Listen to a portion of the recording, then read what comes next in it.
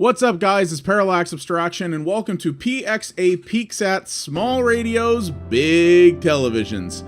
Man, what a thing this is. So I've had review code for this game for a little while now, and I haven't been able to make a lot of videos in the last month just because life has been, you know, what it is.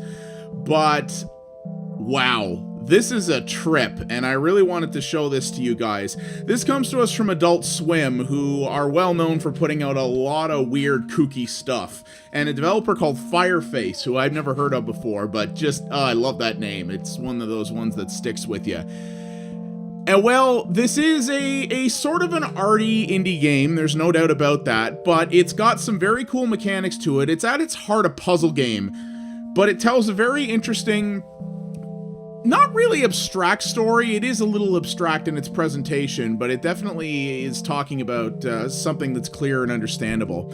So options in this thing are very basic. You set your resolution, whether or not you want it full screen, your sound, your music, that's it.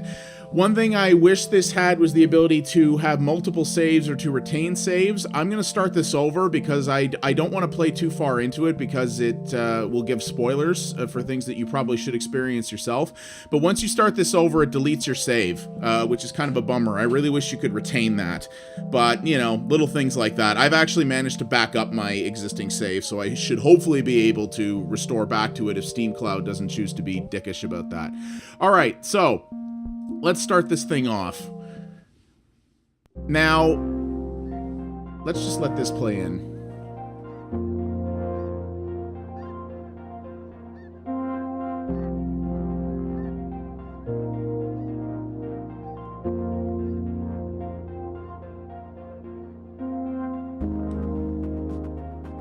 So the first thing you've probably noticed about this game is that it is dripping in style. I love the look of this thing. I love the way it sounds. I love the way it moves. It's just, the aesthetic in this is just beautiful.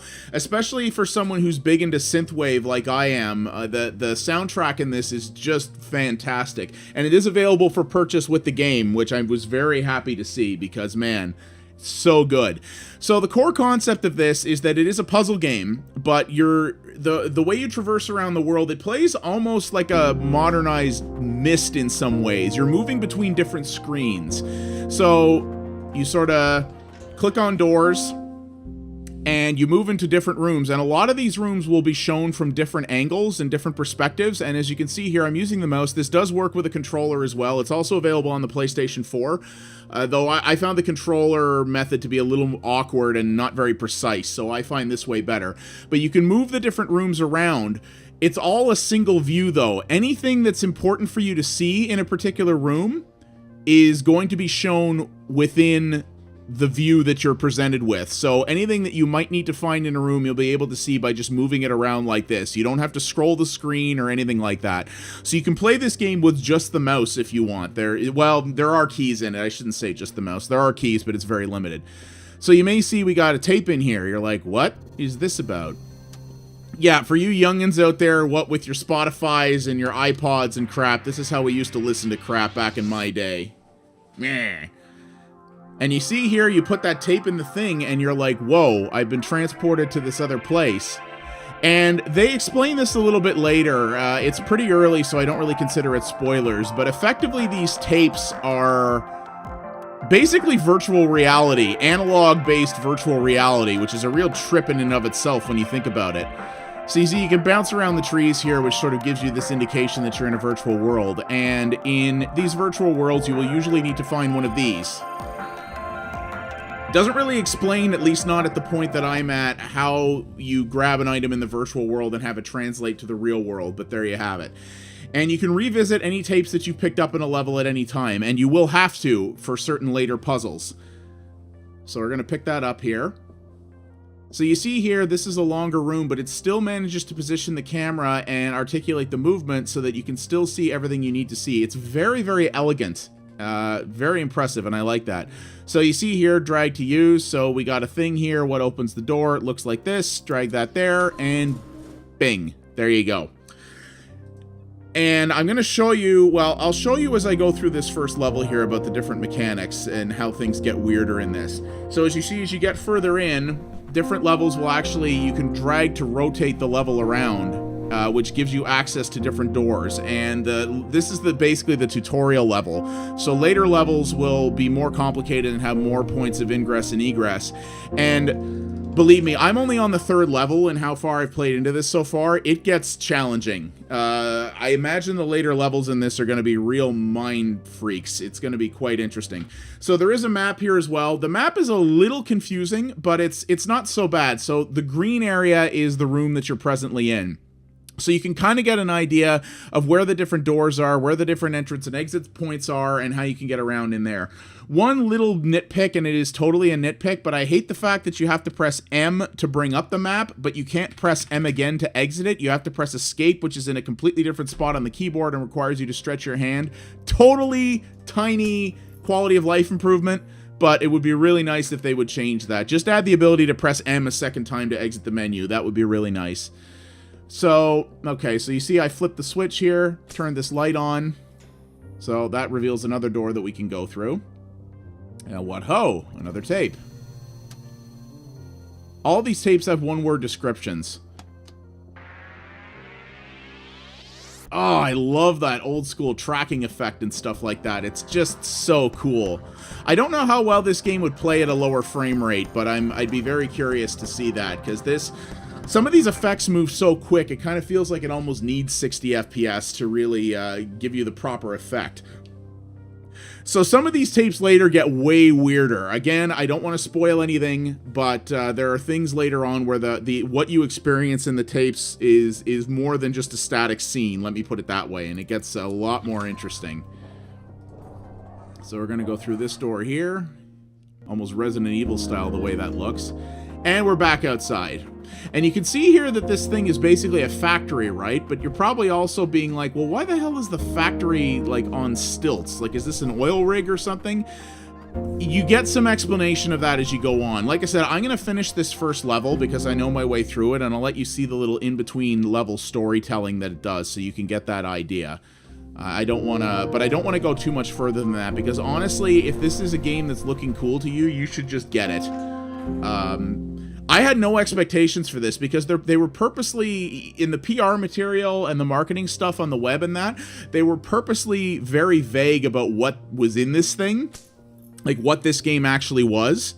And I was like, this just looks abstract and weird and crazy, and like the trailers kind of looked a little up their own backside, and I was like, oh, is this going to be another one of those pretentious art games that is trying to tell some high-minded story without any actual gameplay?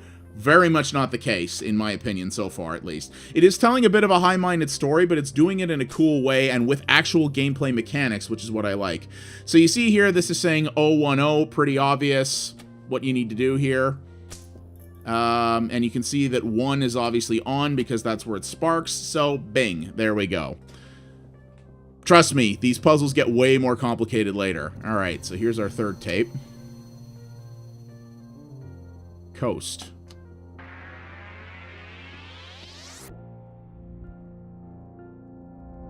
Well, this is pretty nice, right? And you see, each of these areas have this really amazing synth track to them. It's just, I love it. And you can see here, there's no green orb in here, right? And you're kind of like, well, what's the point of this then? Like, okay, this is nice and all, but if I can't progress in this, it must have some purpose, right? Yeah, we'll get to that. And you can see it's encouraging me to exit there, which is kind of... That's what I like. The tutorial in this doesn't explicitly tell you anything. It's just giving you the controls and nudging you, like, hey, you might want to exit the tape because there's nothing to see here. And I love tutorials that are able to do things in that kind of elegant way. Okay, so we got a door here that we actually can't get through because we don't have an orb right now. So we got to figure out what to do about that. So, this is a cool thing. Watch this.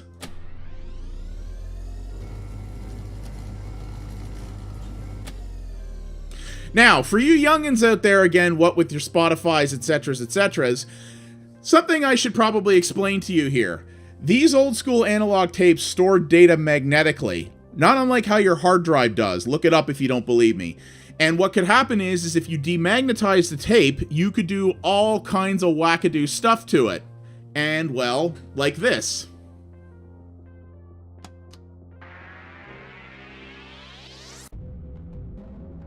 Yeah, if you demagnetized a tape back in the day, especially one that had audio on it and tried to play stuff, it kind of went all wackadoo.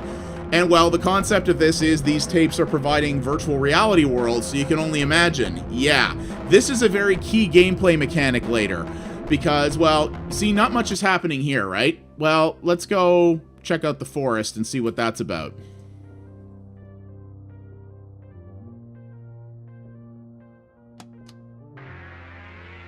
That long animation as well is something that does get a little old from time to time, and unfortunately you can't skip it, which is another little quality of life improvement that would be kind of cool. But you see, what I love about this is that it not only alters the appearance of the world, but listen. It's the same song that was playing here, but it's been altered and remixed to take into account the fact that you've kind of screwed everything up. You know what I mean? I love that idea. I think that's really, really cool. Now, you may remember the first time we went into Coast, we were like, oh, this is really cool, but there's nothing here. Maybe we should try this after it's been run through a magnet.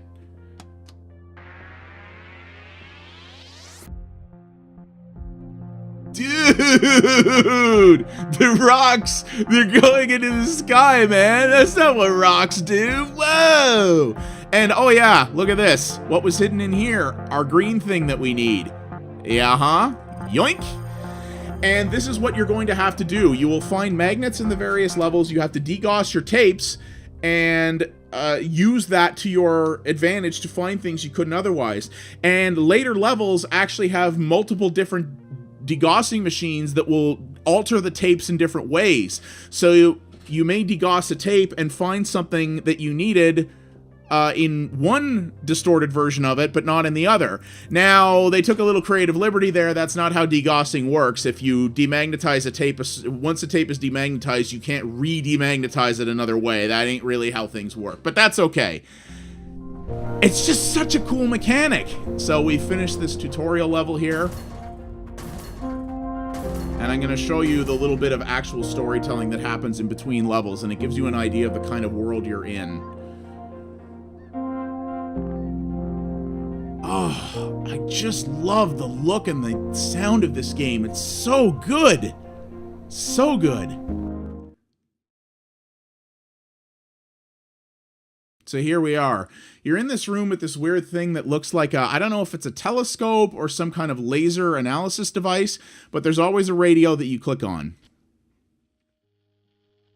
You're trying to do something clearly that is not made obvious at this point.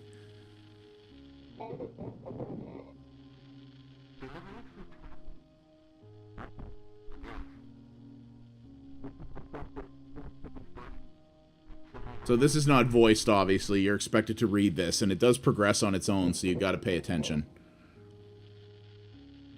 But basically, the idea is... it seems to be that you're in some kind of post-apocalyptic world, where the world is basically fallen apart and humanity is gone.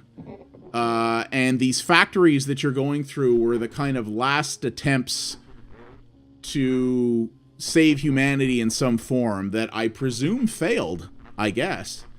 Where I am at in the game, this has not been really expanded upon that much yet.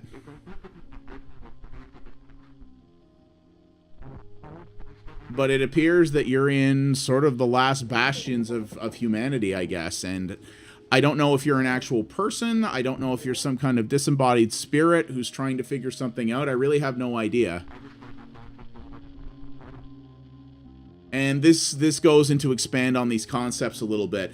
And seeing this is where this game went from a kind of snooty, high-minded, oh, we're just going to be abstract because doesn't that make us look all cool and hipster, to there's something here. And between the look of this and the simplicity of the control, yet depth and complexity of the puzzles that I've run into, plus this story... this went from something that I was kind of like, I don't know, to, man, I'm going to finish this. And here we are. We're in a different place now. Different area, different size structure. There's other mechanics that you're going to run into. There's sort of gear puzzles that you're going to have to solve. I'll see if I can get to one of those to show you. There's things that you As you can see here, that you manipulate other things that you manipulate that have impact on other things later. Stuff like this. So, for example, you see here there's a gear thing that you can slide. How do you turn that on? I'm trying to remember.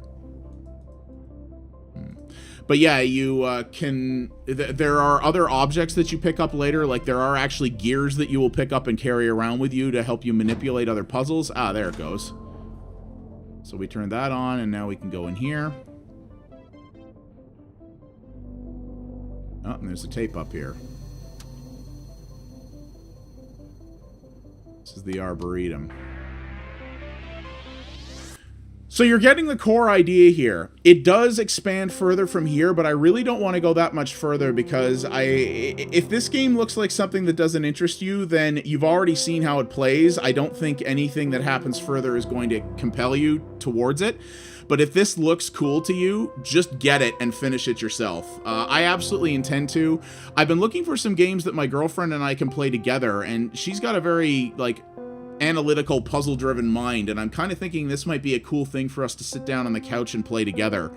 And I think it could be a very neat experience. And yeah, like I said, I love this style. I'm gonna keep harping on that because it's so gorgeous. The way, like I said, the way the camera movement goes, this sort of flat-shaded, almost cartoonish looking look to it that looks very, you know, this is in a post-apocalyptic world, but it doesn't look post-apocalyptic necessarily. And just the synth in this is it's some gorgeous synth. I mean, I didn't get the soundtrack as part of my review code. I'm gonna go buy it after this because it's just that good. And so you can see here a little bit more what's going on. But yeah, I think this is a really, really impressive little experiment. Yeah, it's an arty game, but there are a lot of good arty games out there. You know, ones that don't necessarily take themselves too seriously and actually remember that they are games, which is what this one does. You know, a game has to be a game first, and this most certainly is, even though you may not know it just by looking at the pre-release material. But I think this is definitely something people should check out. That is Small Radio's Big Televisions, developed by Fireface and published by Adult Swim Games. It is on the PC for approximately $10 US on Steam. It is on the PlayStation 4 as well, I assume for the same amount of money. I don't know how good that game is, I haven't played it. Or how good that version is, I haven't played it. But on the PC, this has been a real treat, and it's something I'm definitely planning to finish. So yeah, Small Radio's Big Televisions. Definitely worth your time. Thanks for watching, everybody. If you enjoyed what you saw here, please consider liking the video and subscribing to the channel. That does help me out a great deal. If you want to watch something else, check out the other videos on screen now, and don't forget to follow @PXA Media on Twitter to find out about new stuff first.